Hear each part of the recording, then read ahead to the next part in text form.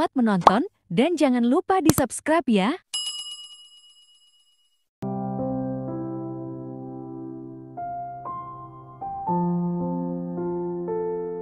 Mari kita baca di dalam Yohanes 14 ayat 16 dan 17.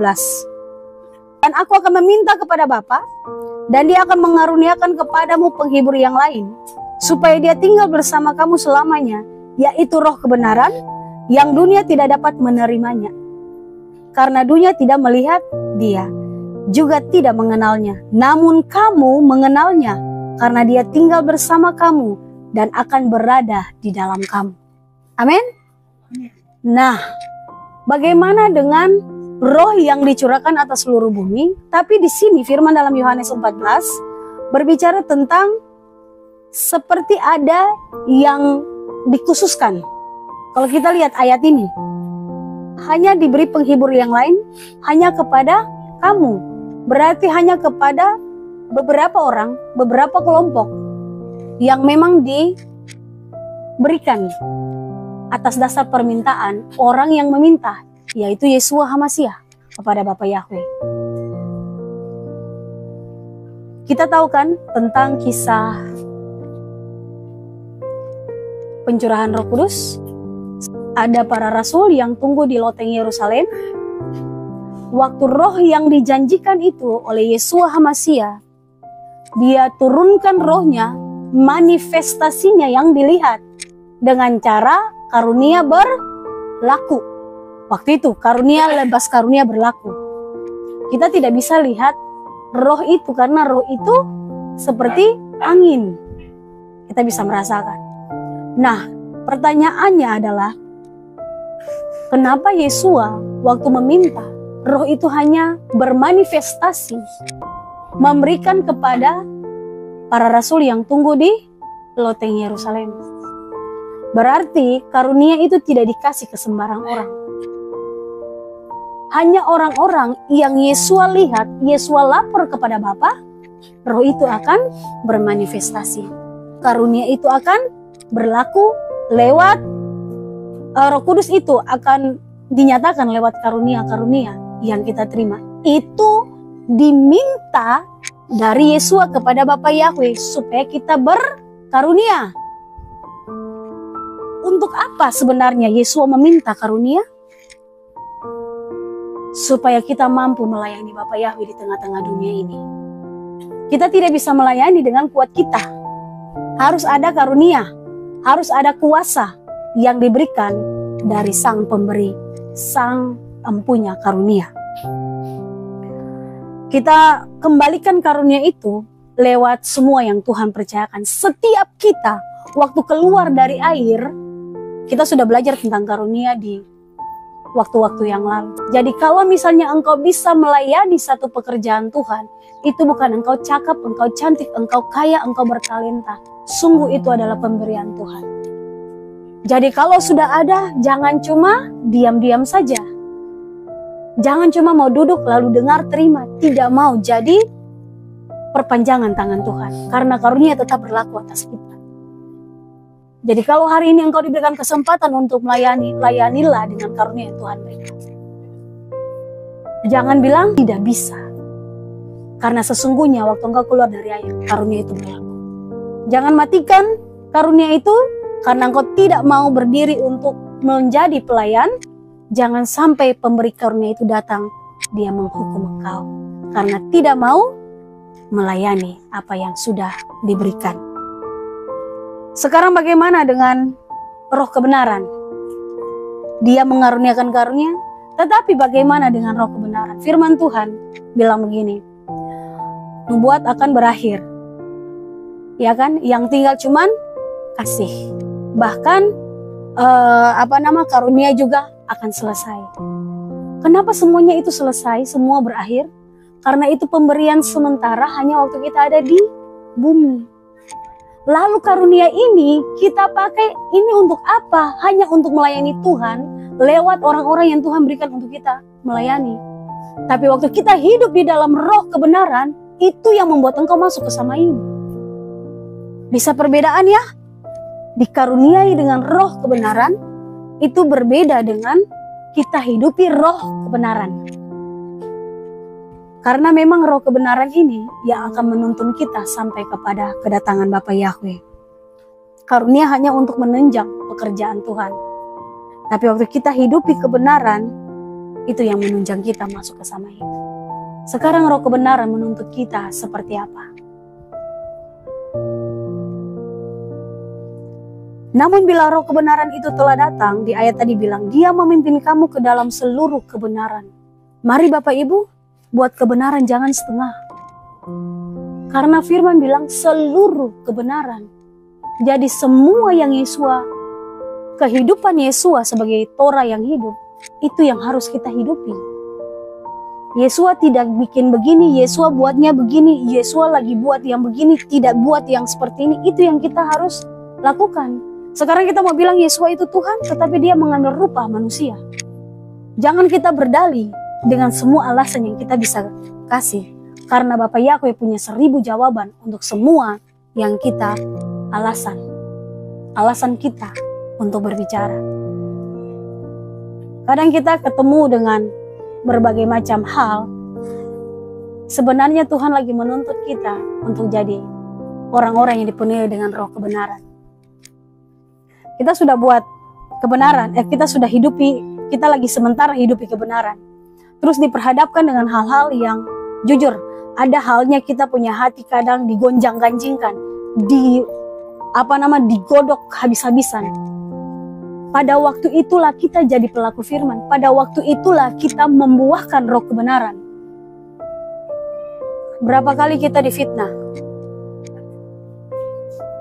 Jangan hitung berapa kali kita harus mengampuni. Tapi kita harus tetap mengampuni. Jangan main neraca dengan Tuhan. Berapa kali kita dibenci? Jangan karena sudah 10 kali, terus kita ambil sikap untuk balas benci. Jangan pakai neraca untuk jadi pelaku firman. Lakukan saja, karena neraca itu punya Tuhan. Tuhan akan membalas semua apa yang kita lakukan. Hari ini, adakah di antara kita yang pada waktu membalas apa yang kita terima, hal-hal yang tidak baik, apa ada untung?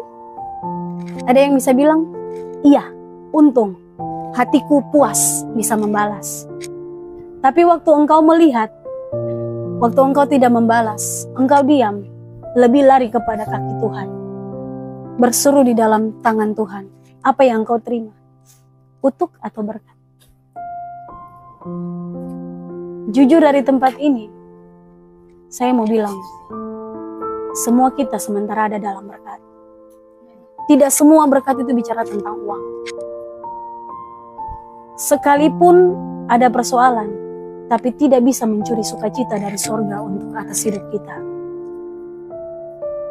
Kita boleh digonjang-ganjing dengan semua persoalan, tetapi tidak membuat kita mundur untuk terus hidup di kebenaran. Kadang kita menjadi pelaku firman ada grafiknya. Tapi inilah waktu-waktu di mana kita benar-benar bersiaga. Ada 3 hal yang kita bisa nilai sendiri. Kalau kita panaskan sebuah air di dalam panci, terus kita kasih 3 benda ini. Ada wortel, ada telur, ada kopi.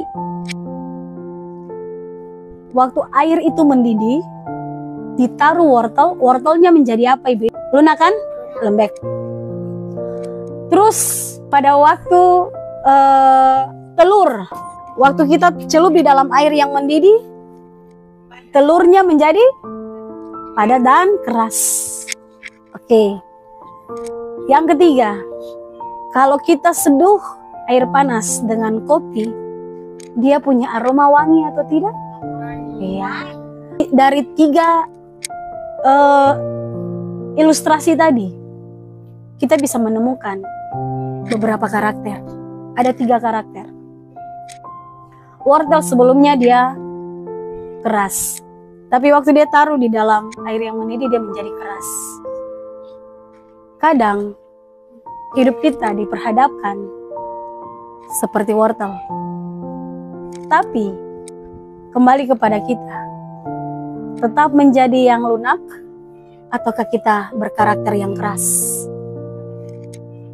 Lalu bagaimana dengan telur yang tadinya mudah retak, waktu ditaruh dia menjadi keras? Ataukah kita memilih seperti kopi, waktu diseduh aromanya wangi? Ada 3 karakter yang kita bisa temukan. Ibarat masalah adalah air yang mendidih. Setiap masalah itu kan seperti air yang mendidih ya.